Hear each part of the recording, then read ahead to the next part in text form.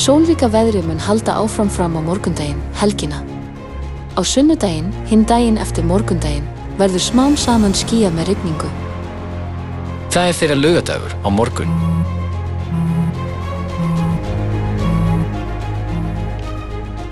Halló, hei, bróðir. Falið leyndarmál. 7. dagurinn laugadagur? Já.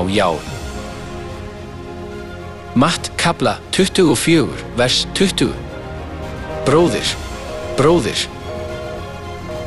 Skyndisímtal frá bróður mínum. Hann sagði að það væri leyndardómur Biblíunnar. Líf mitt tók breytingu eftir þann dag. Það var mér mikill heiður að fá að vita leyndarmálið. Ég leitaði að leyndarmálinu. Árið 321 eftir Krist nefndi Konstantínus rómverski keisari fyrsta dag vikunar virðulegan sólardag. Allir íbúar borgarinnar skulu hvílast á virðulegum sólardegi.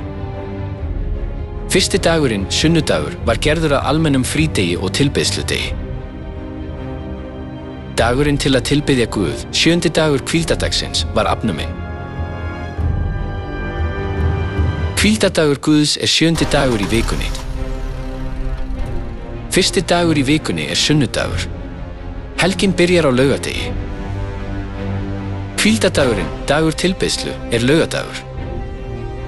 The Sabbath, the most glorious day in the law,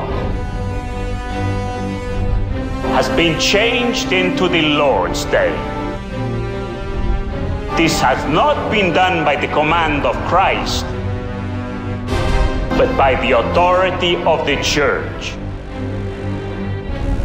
Hvernig dirfast þeir að breyta lögum Guðs? Hvíldadagurinn var grafinn í sögunni. Enginn gat öðlast blessun eilífrar hvíldar. Hinir miklu spámenn eins og Mós, Jósúa, Davíð og Elía héldu hvíldadaginn eftir að hafa áttað sig á blessun hvíldadagsins.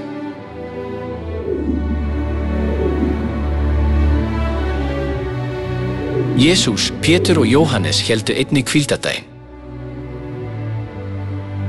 Eftir uppstigningu Jesú hélt Páll postuli héldu einnig hvíldadaginn.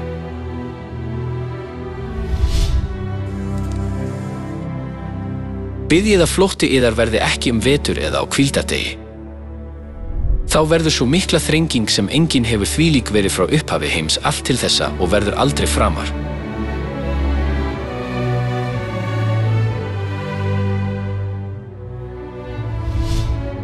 Það rétt.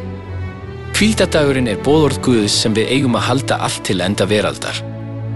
Einnig í dag, þegar við höldum hvíldadaginn, getum við öðlast blessun Guðs sem skráð í Biblíunni. Ég hef loksins uppgötvað leyndarmálið. 7. dags hvíldadagurinn, þar sem blessun Guðs veitt okkur.